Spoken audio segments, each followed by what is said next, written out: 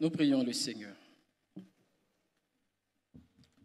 Dieu notre Père, les mots vieillissent et se dévaluent.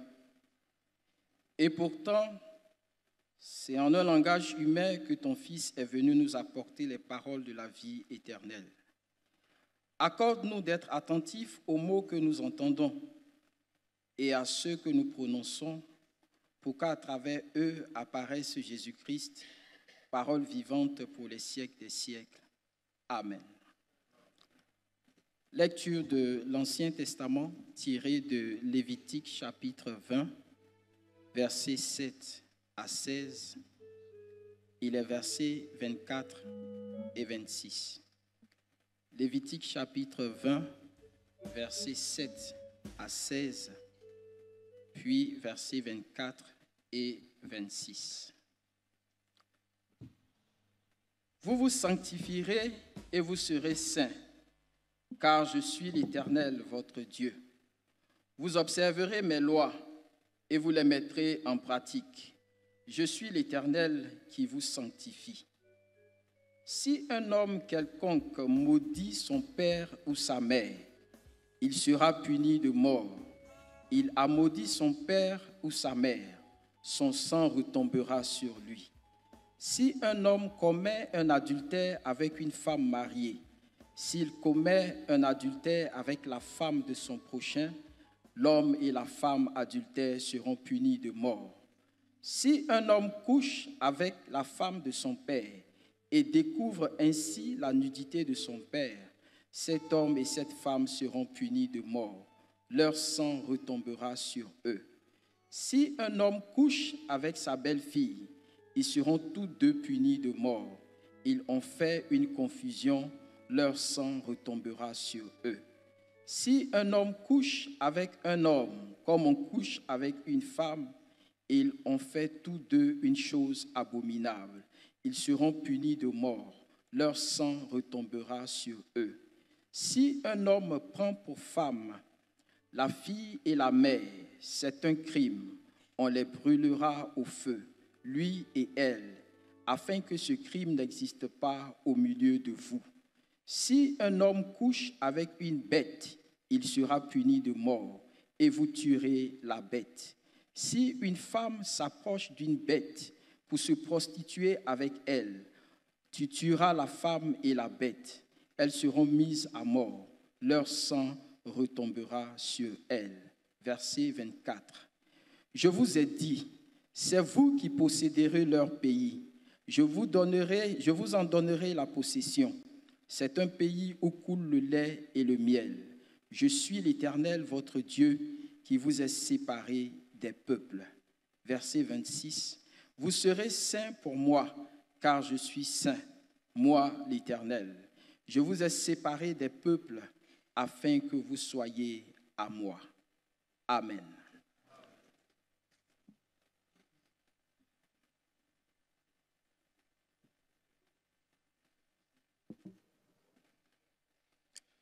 Lecture dans le Nouveau Testament de l'Épître aux Hébreux. Le chapitre 12, nous lirons du verset 12 au verset 14. Épître aux Hébreux, chapitre 12, verset 12 à 14. Hébreux 12, 12 à 14, et nous lisons la parole de Dieu. Fortifiez donc vos mains languissantes et vos genoux affaiblis, et suivez avec vos pieds des voies droites, afin que ce qui est boiteux ne dévie pas, mais plutôt se raffermisse. Recherchez la paix avec tous et la sanctification, sans laquelle personne ne verra le Seigneur. Amen.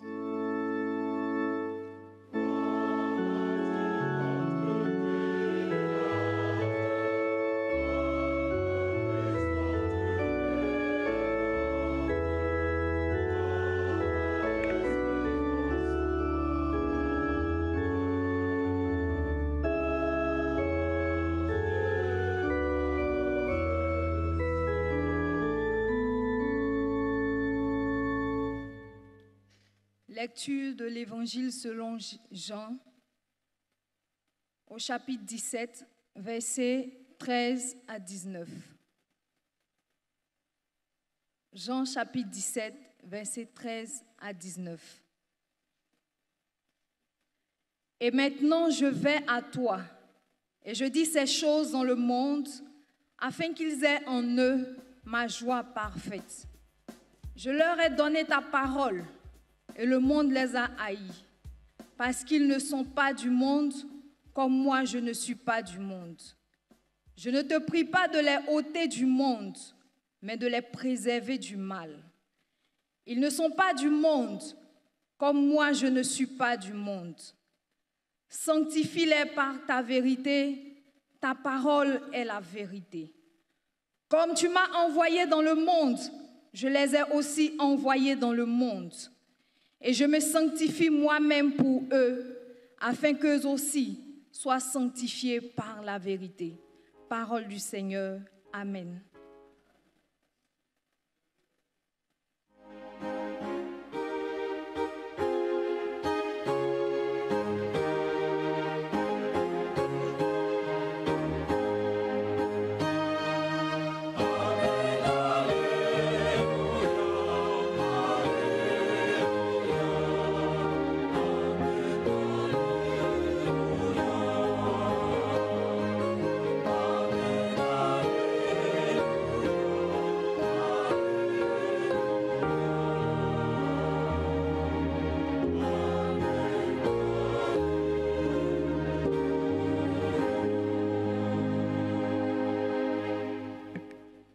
Avec la chorale, nous chantons au cantique 709, la première et la dernière strophe.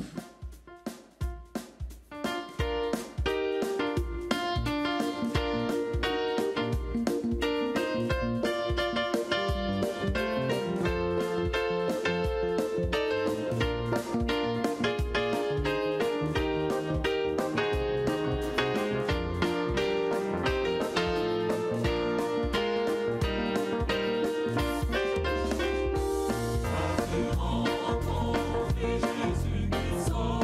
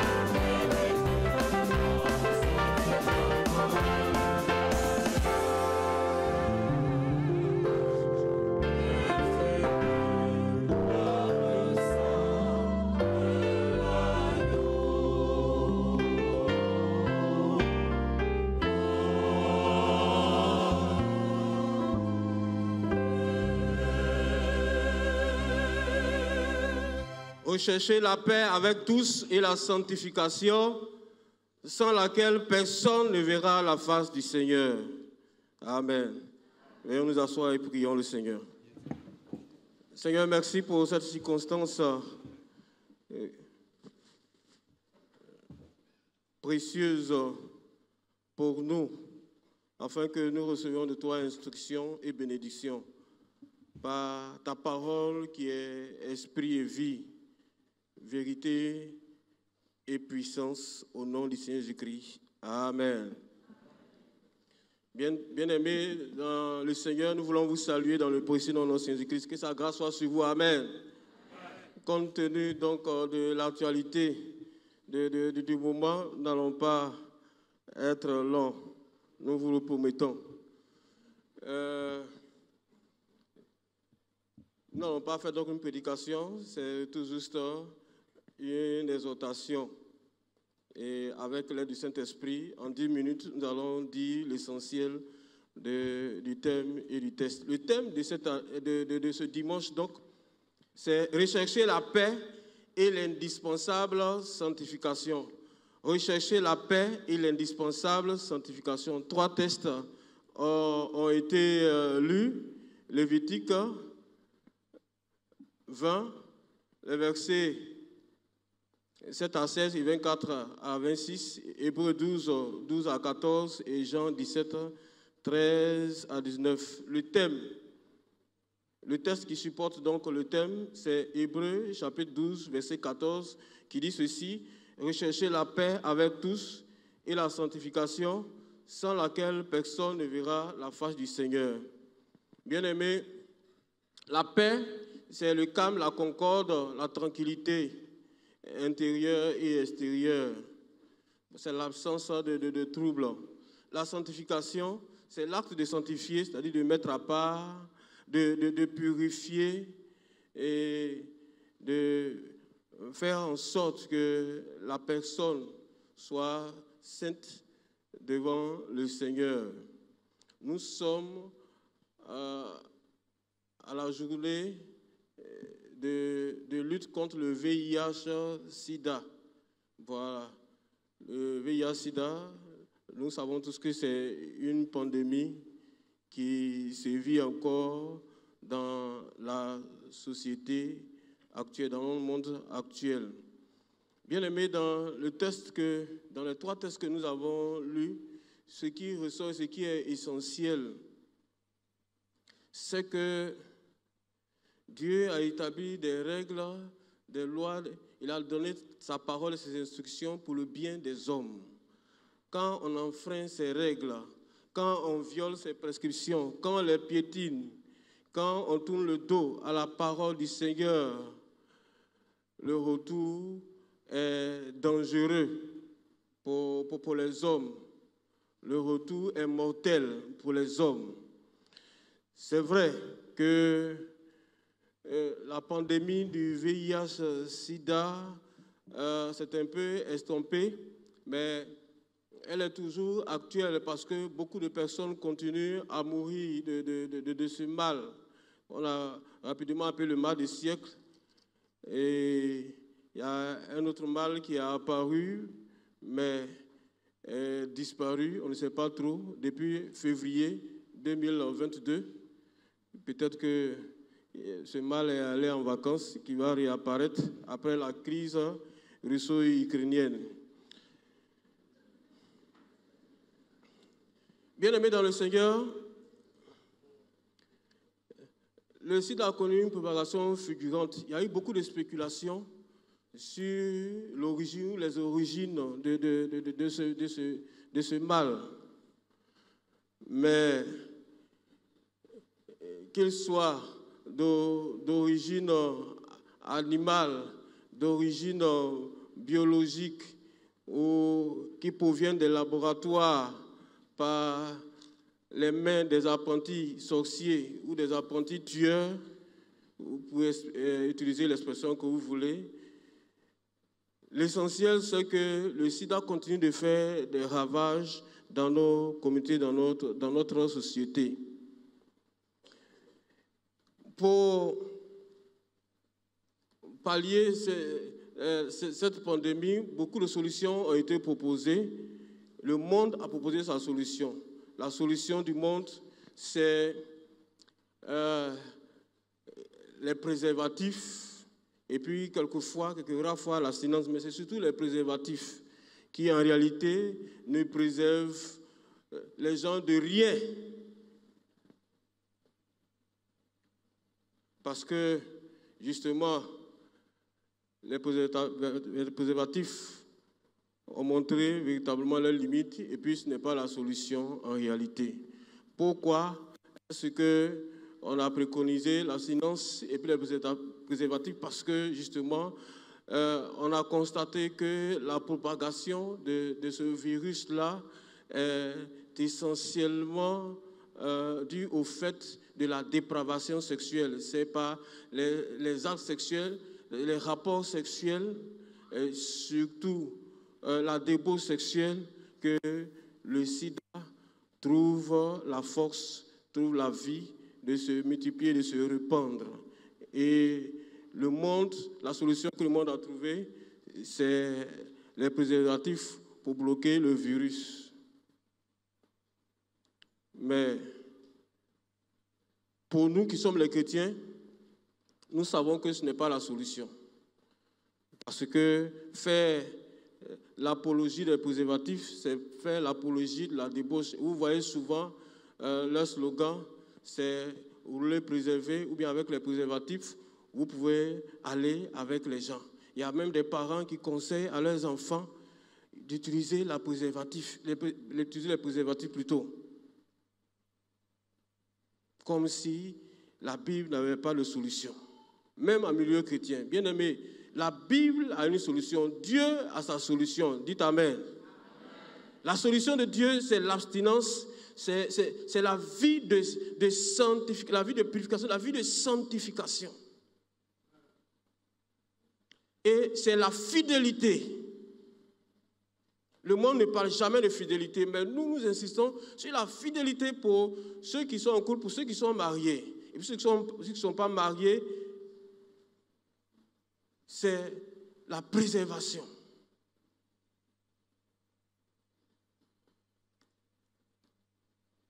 Vous savez, les gens peut-être ne le disent pas, mais les milieux dans lesquels le sida fait ravage, c'est dans le milieu de la prostitution et puis dans le milieu des homosexuels. Et le premier texte que nous avons lu est assez clair là-dessus. C'est une abomination que d'être un homosexuel ou bien une homosexuelle. C'est une abomination. Ne nous laissons pas séduits par les discours dormants et dangereux du monde. C'est une abomination. Dieu a dit que s'il y a des gens qui se livrent à de telles pratiques, ils doivent être punis de mort. C'est la même chose comme la bestialité, coucher avec un animal, que ce soit un homme, que ce soit une femme. Ce sont des pratiques qui sont courantes.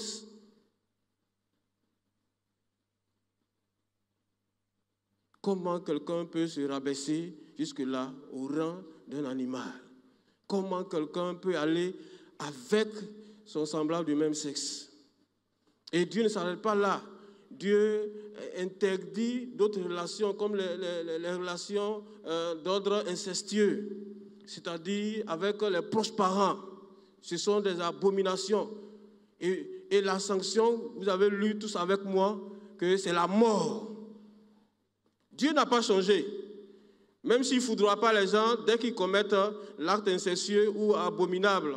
Mais il a réservé un temps où il va juger toutes ces personnes-là. Il va juger tous ces systèmes. Aujourd'hui, dans le monde, si tu dis à quelqu'un que tu es homosexuel, c'est comme si tu l'as condamné à mort. C'est toi, on l'attrape pour le mettre en prison, sous d'autres cieux, et même en Afrique ici. Il y a des pays qui ont dépénalisé l'homosexualité. Suivez mon regard. Et ici, ça a failli arriver, ils ont reculé, mais ils n'ont pas abdiqué, ils n'ont pas abandonné. Dans tous les cas, Bien-aimés, ils n'ont qu'à faire ce qu'ils veulent, mais ne les imitons pas, ne les cautionnons pas.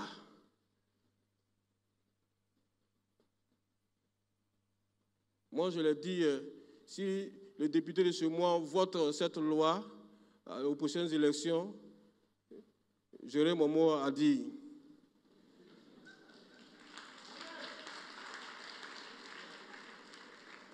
Et puis, au dernier jugement, le Seigneur aura son mot à lui dire.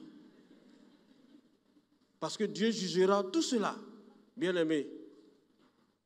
On ne s'amuse pas avec Dieu, on ne s'amuse pas avec la création de Dieu, on ne s'amuse pas avec la parole de Dieu. Bien-aimés. Nous, en tant que chrétiens, nous avons été sanctifiés, mis à part. La sanctification, c'est le fait d'abord de mettre à part. Dieu nous a mis à part pour ne pas que nous imitions cette abomination-là, de ces païens. Aujourd'hui, l'Église fait des mariages homosexuels gays, etc., etc. On est où là? Dieu jugera ceux qui s'adonnent à ça et ceux qui cautionnent cela, ceux qui encouragent cela, ceux qui ne dénoncent pas cela. Même en Israël, il y aura bientôt le défilé des Gay Pride en Israël, la terre de Christ. Comment gay va finir là-bas?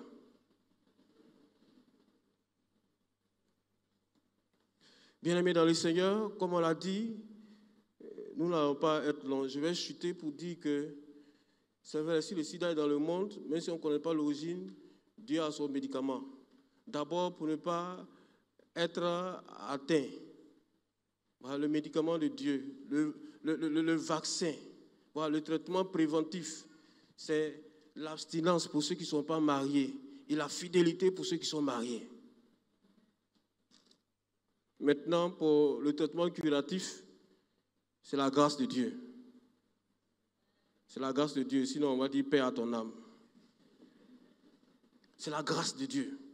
C'est la puissance du Saint-Esprit qui peut te délivrer, te sauver de sida. Dieu peut opérer le miracle.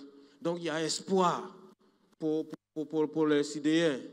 Il y a des gens, ce n'est pas leur faute, ce n'est pas des rapports sexuels, par rapport à ceux qui ont eu le sida. Continuez de prier le Seigneur pour que la guérison vienne, pour que la délivrance vienne, pour que le miracle s'opère dans la vie de toutes ces personnes qui souffrent de ce mal terrible. Je voudrais donc terminer en m'adressant aux catéchumènes, aux nouveaux baptisés et à ceux qui vont prendre bientôt leur communion. Chers frères et sœurs, il y a des jeunes, il y a aussi des adultes. Le message est aussi pour vous. Par l'acte baptismal et par votre engagement sur le Seigneur Jésus-Christ et à le servir, vous êtes mis à part, vous êtes sanctifiés. Ne faites pas ce que le monde fait. N'imitez pas le monde. Ne suivez pas le monde. Le monde est fait pour égarer les hommes, pour tromper la foi chrétienne. Tout ce qui est en rapport avec le monde, bannissez cela dans vos vies, jetez cela. Quand nous avons été saisis par le Christ, je le disais hier, nous avons rompu avec tout ce qui nous liait à ce monde abominable. Nous avons brûlé toutes nos cassettes, parce que longtemps c'était les cassettes du monde, les posters bizarres. On a déchiré tout, on a jeté, on a brûlé.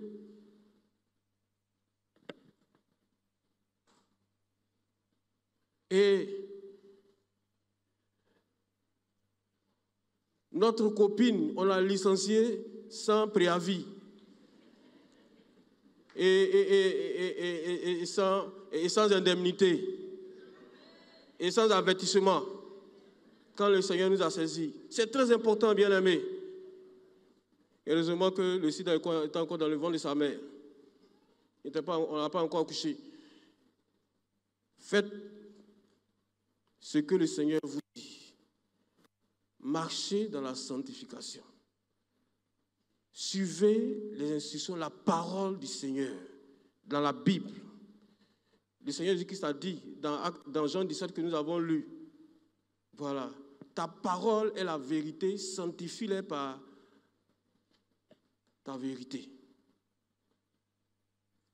La sanctification, c'est suivre, obéir à la parole du Seigneur et non pas à la parole des hommes, même si ce sont tes parents. Je vous le dis et je voudrais insister. Si ton père ou ta mère dit il faut mettre préservatif ou bien il faut utiliser préservatif alors que tu n'es pas marié, tu dis non papa, la Bible dit de vivre dans l'abstinence. Maman, non, ce n'est pas comme cela. Un enfant peut donner des conseils aussi à ses parents. Dites amen.